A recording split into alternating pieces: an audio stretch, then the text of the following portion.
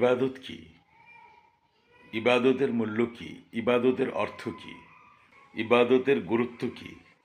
আমাদের সকলের ইসলামের মৌলিক ইবাদত সম্পর্কে জানার হুকুম রয়েছে মহান আল্লাহর তরফ থেকে, এবং সহি এবং শুদ্ধভাবে তা পালন করারও হুকুম রয়েছে। ইসলামে কি কি ইবাদত রয়েছে, সেই ইবাদতগুলি পালন করার উদ্দেশ্য কি, তাৎপর্য কি, কি কি নিয়ম মেনে সেই ইবাদতগুলি পালন করতে হবে, তা আমরা জানব ধারাবাহিকভাবে। সাবস্ক্রাইব করে জুড়ে থাকুন আমার এই চ্যানেলের সাথে। পাশে থাকা বেল আইকনটি বাজিয়ে দিন। আমার নিত্য নতুন ভিডিওগুলো খুব তাড়াতাড়ি আপনাদের কাছে পৌঁছে যাবে। লাইক করুন, কমেন্ট করুন এবং শেয়ার করুন, যাতে আপনার পাশাপাশি অন্যরাও উপকৃত হতে পারে এবং আমি উৎসাহিত হতে পারি নতুন নতুন ইউনিক কন্টেন্ট নিয়ে আপনাদের সামনে হাজির হওয়ার। কাজেই আমার এই চ্যানেলটিকে সাবস্ক্রাইব করুন এবং আমাকে অনুপ্রাণিত করুন। যারা এখনও আমার এই চ্যানেলটিকে সাবস্ক্রাইব করেননি, তারা সাবস্ক্রাইব করে নিন।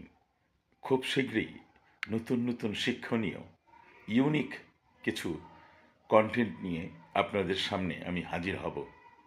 আশা করি আপনাদের জীবন বদলে দেবে, আপনাদের অনেক উপকার হবে। তো প্লিজ সাবস্ক্রাইব মি।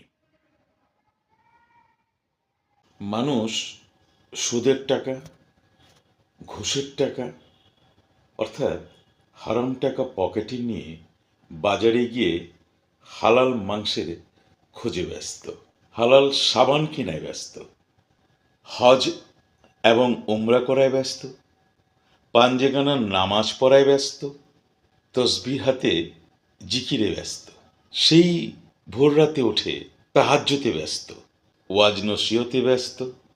কিন্তু বেকুবের দল, ওরা জানে না হালাল নেই তো ইমান ব্যর্থ, হালাল নেই তো নামাজ ব্যর্থ, হালাল নেই তো রোজা ব্যর্থ, হালাল নেই তো জাকাত ব্যর্থ, হালাল নেই তো হজ ব্যর্থ।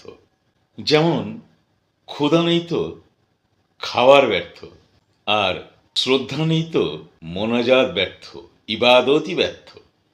কাজেই হালাল রিজিক ছাড়া সকল ইবাদতই ব্যর্থ।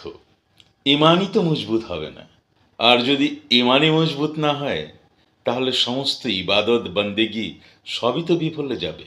কাজেই আমাদেরকে জাহিরি ঠিক করার আগে বাতিনিকে মজবুত করতে হবে, বাতিনি ঠিক করতে হবে, মনের ভেতরে আগুন লাগাতে হবে, হালাল রিজিকের আগুন। কাজেই মনের ভিতরে আগে হালালের আগুন লাগাও, অন্তর আলোকিত করো, দেখবে বাইরে আপনা আপনি আলোকিত হয়ে গেছে। সেই সাথে তোমার জীবনও আলোকিত হয়ে উঠবে।